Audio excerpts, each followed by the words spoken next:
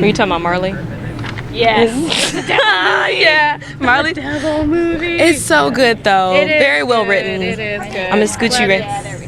Cool beans. I was traumatized. Yeah, no. Watching that movie. Same. I watched that in school actually. Oh. Yeah, no. I know. I don't know why they assigned us to watch that. Our director of our pilot episode, David Frankel, directed Marley and Me. Wow. And we just had so many questions for him about that film, especially working with animals on camera. And, you know, you see the progression of Marley go from a puppy to an adult. So the amount of dogs that they had to go through. I think they had like more than 10 puppies at a time because they just grow so fast. And sometimes I find it bizarre that we get so close to animals because, like, for me, I grew up, like, our dogs were either outside. Yeah. Like, it's not like a big deal. Yeah, it's also very much a cultural thing as well. Like, there's a lot of cultures, like, your pet stays outside. Yeah. And I think you need cats and dogs for two different things. Like, cats are, like, very playful. Like, they have, like, a bad, rap. I think because cats are very, very, very independent. Yes. And they say that's a little bit more of a calming nature for certain people, so. Yeah, I mean, I used to have a cat growing up, and then cats used to scare me a little bit growing up too, because they're a little bit, I didn't always understand them, and also because they're so independent that you're like, do you like me? I don't know, I guess, are you just using me to like feed you and house you? But I like both. I feel like... Do you feel like dogs are more similar to humans because they feel they need to be needed?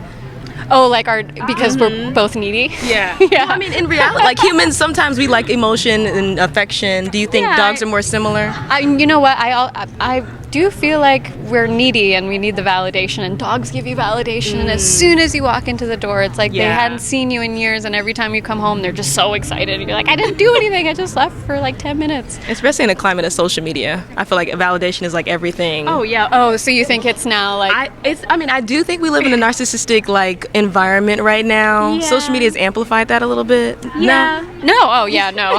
I agree. But I don't know.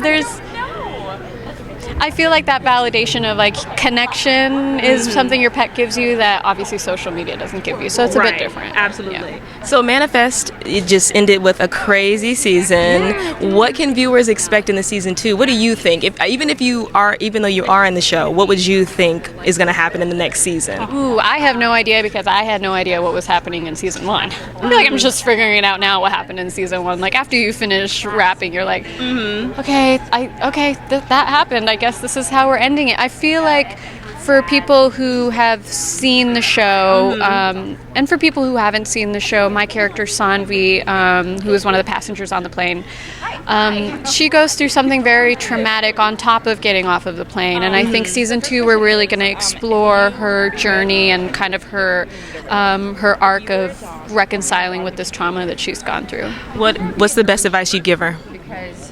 I think just to be kinder to yourself, not be so hard on yourself and get help. Yeah. I mean, it's really, getting help is tougher than a lot of us want to believe. Absolutely. And it's really scary putting yourself out there, and she's a physician, so there's, it makes certain issues tricky if you were a physician that needs to seek help and then you're putting your job in jeopardy. So it has layers to it. Reaching out to people is very complicated, and I would say there's lots of layers. But for her, I would say just be kinder to yourself and speak to someone.